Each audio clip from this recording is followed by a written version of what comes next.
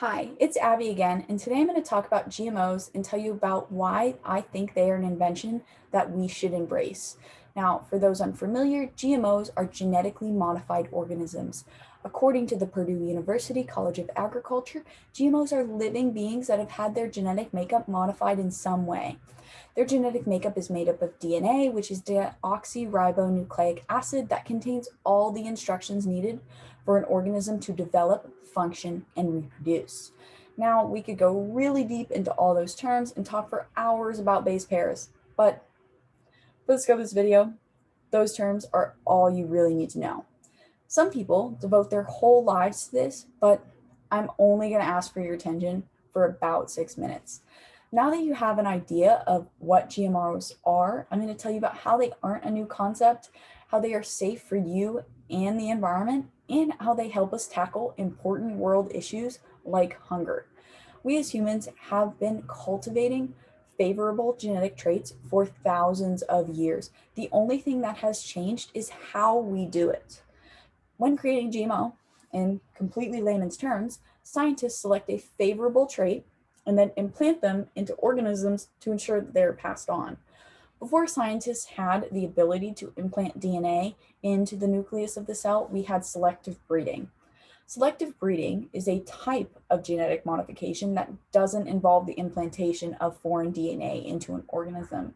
If you have a dog, your dog is likely a product of selective breeding at some point in its lineage. Yes, even if it's a mutt. Selective breeding is the conscious choice of desired traits. Morris, in her comprehensive report and study about the myths of GMOs, makes the point that humans long ago chose cows that gave the most milk to breed and create more cows that provide that more milk. Same thing with plants with larger crop yields to support the needs of those communities. We need enough resources to support current populations without the dire depletion of other resources like land or water. GMOs do the same thing, but with the intervention of modern technology. They expedite the time that it takes to breed and cultivate organisms during selective breeding in order to quickly support needs of communities. GMOs have been proven by multiple studies to be safe. In Giraldo et al., a safety and risk assessment study of GMOs, it is stated that GMO crops undergo strict testing to verify viability and safety for regulatory requirements and consumption. During this testing, GMOs are compared to conventional crops, and that's how they assess their safety. Additionally, according to Missouri Medicine, the Journal of the Missouri State Medical Association, there have been no adverse health or environmental effects caused by almost the 4 billion acres of GMO crops. GMOs are not only safe for you and I, but they are also better for the planet. GMOs do not hurt the environment in any way from compared to conventional or traditional crops. Over-farming and overuse of herbicides are not the fault of GMOs because they are due to the discretion of the farmer. According to the FDA, there are three main reasons that farmers decide to use a GMO crop, and those are resistance to insect damage, tolerance to herbicides, and resistance to plant viruses. These three main reasons also improve the health of the planet.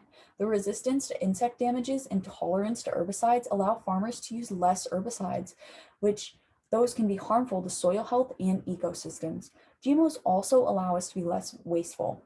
For example, an apple variety called the Arctic apples have hit the market. These apples, when cut, don't brown, which these cut down on food waste. The plant virus resistant also helps keep communities safe from losing resources and local industry.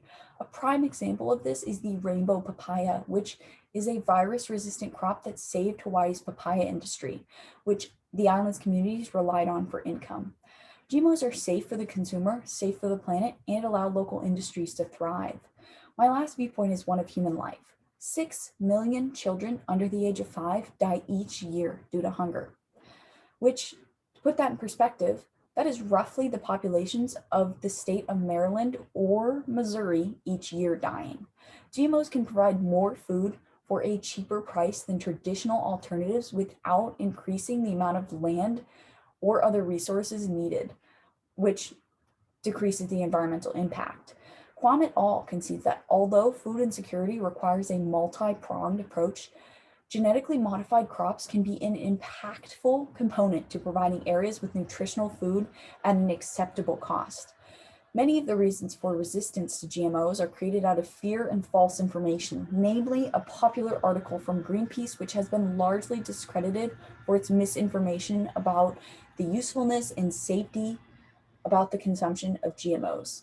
These appeals are often emotionally compelling and tap into our valid fears of technology when GMOs pose no such threat. In summation, there are people who are anti GMO for a variety of reasons.